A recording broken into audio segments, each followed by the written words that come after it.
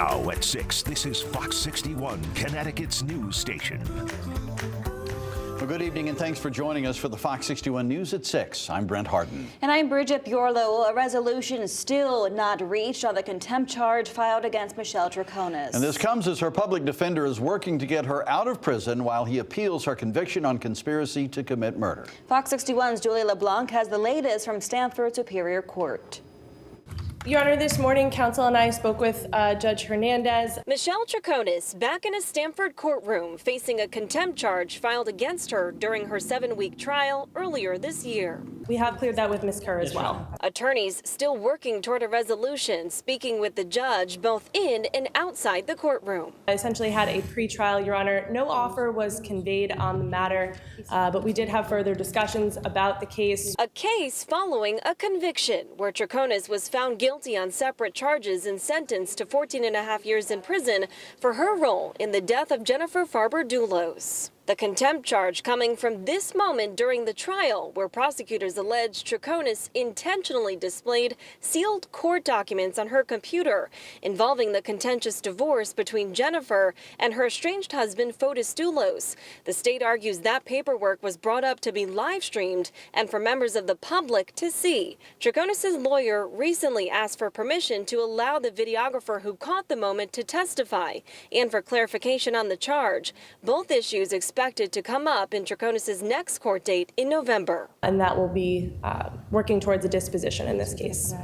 And if not, we'll be able to schedule it either for a hearing or for a trial, possibly at that point. Now, as this process continues, Tronis's public defender has filed new paperwork related to her conviction from earlier this year. My daughter remains strong and confident that the new pending cases are going to reveal the truth. Tronis's public defender filing this habeas corpus petition asking for his client to be released from prison while they appeal the conviction, arguing her constitutional right of effective counsel was violated by her first attorney, who Tronis's newest attorney claims failed her, and her right to due process was violated by prosecutors by not holding to the agreement her attorney's claim was in place for Tronis's cooperation in the case, arguing Tronis thought she was serving as a witness in the case against Fotis Dulos.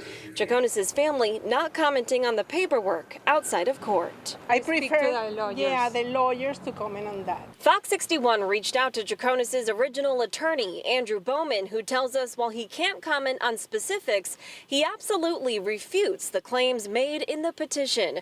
We've also reached out to the former prosecutor listed in the document and are waiting to hear back. In Stamford, Julia LeBlanc, Fox 61, Connecticut's news station.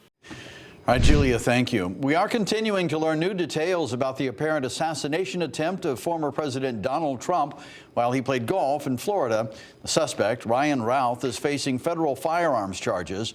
Officials say Routh camped outside Trump's West Palm Beach golf course for nearly 12 hours. The Secret Service says he never had Trump in his line of sight and never fired his weapon. Trump was not hurt. President Joe Biden and Vice President Kamala Harris have denounced the attack, and we're also hearing local reaction coming up at 6:30. Let's turn to our local forecast now. It was a dry start to the week, but will it last? Chief Meteorologist Rachel Frank joining us now with the answer. Rach. We do eventually have a chance for actual rain in the forecast for later this week, mostly Thursday and Friday, but just a few showers. We're not talking about any heavy rain. We also wanted to tell you about some fog too, but right now, all is quiet. 72 degrees right now in New Haven. We've been loving that sunshine. But by the time you wake up tomorrow morning, some dense fog is possible, and that could result in areas of low visibility and might add some extra minutes to your commute. So we definitely wanted to give you an alert about that possible impact. Right now, we're looking at temperatures that are in the 60s here in southeastern Connecticut, 70s for the Hartford area, and near 80 degrees for Windsor Locks, where it is the warmest away from the shoreline. Overnight lows will be in in the 50s. We don't anticipate any issues over the next several hours or so if you're enjoying this beautiful evening that's taking shape. But tomorrow morning at the bus stop, we are looking at some patchy fog again to start off the day. Otherwise, it turns warm and pleasant. Any early fog or low clouds will break for some sun, and temperatures will be very similar, if not exactly the same as today, in the 70s to near 80 degrees. We are going to talk about that rising chance, though, for some actually much needed rain, and who can get the most, who gets the least, coming up in just a bit, guys. Thank you, Rachel. New tonight, the man charged with DUI in a deadly Milford crash from last year now faces more charges. Now take a look at this video showing the traffic backup caused by the crash on September 22nd.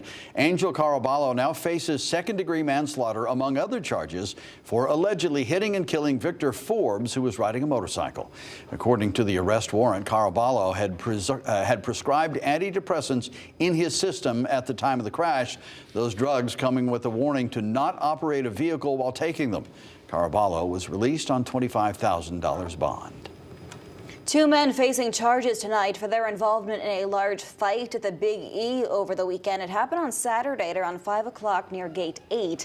Police say the fight involved multiple people, some of which were known to police beforehand. We're told several people were hurt. James Stanley of Massachusetts and Levi Stanley of New Hampshire were both arrested.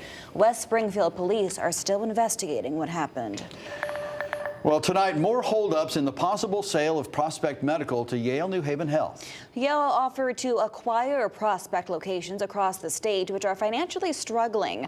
The sale was supposed to be worth $435 million as the state and the feds are investigating Prospect for hiding bigger problems. Now, Yale's court case with Prospect is becoming a bit more complicated. A government audit alleges Prospect upcoded claims for inpatient care and submitted them to health coverage programs, which is a federal offense. Investigators also claim Prospect had little to no cybersecurity leading up to a ransomware attack last year. Yale also claims Prospect still has tax liabilities in the millions, meaning the company might not even be able to sell. Prospect did not confirm or deny any of these allegations, only suggesting Yale is trying to lower the price. And in the meantime, Yale New Haven Health and the medical school rolled out another option for families. These are the first legal mobile pharmacies in the country, called In Motion. It's half pharmacy, half clinic. There is a family medicine nurse and a med tech who can do blood tests, check blood pressure, and more. And they're now serving Norwich, New Haven, and Danbury, but they want to expand. Anyone can utilize In Motion, and you can find pop-up schedules online or by contacting 211. Happening tomorrow, the U.S. Senate expected to vote on a bill to protect access to IVF, the same measure Republicans blocked just months ago. Fox 61 political reporter Emma Wolforst spoke with Connecticut Senator Richard Blumenthal ahead of that vote, and she joins us now in studio. Emma. Brent, Bridget Blumenthal tells me he's ready to vote yes on this legislation, calling it an opportunity for his Republican colleagues to get on the record. It is about families, it's about individual choices, and about privacy. Senate Democrats gearing up for another vote on the Right to IVF Act. They're going to be given the opportunity to go on record whether they favor a family's right to try to have children. Republicans blocked the legislation back in June, but after comments from former president and current nominee Donald Trump, Senate Democrats want to force their colleagues across the aisle to go on record. I challenge them to do the right thing for the sake of their own families. The Right to IVF Act is made up of 4 bills meant to ensure IVF access nationwide and make the procedure more affordable. The Right to IVF Act really comes out of the Alabama Supreme Court's really shocking decision earlier this year to call embryos extrauterine children, essentially banning IVF in Alabama. Rebecca Hart-Holder, president of the group Reproductive Equity Now, says her family benefited from IVF,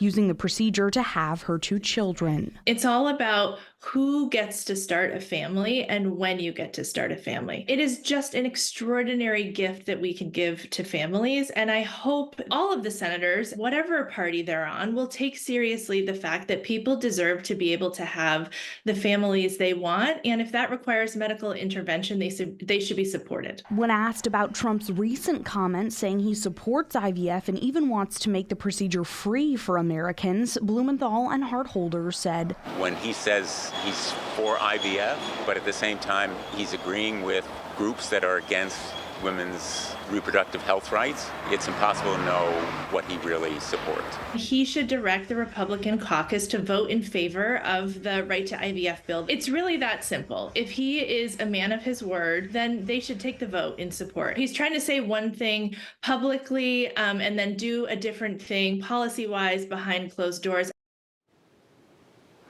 Now, like the previous legislation brought up back in June, this bill does face steep odds in the Senate. Just 2 Republicans voted in favor of it last time, and Blumenthal tells me he's hearing most Republicans are planning to vote against the measure once again. Bridget, Brent.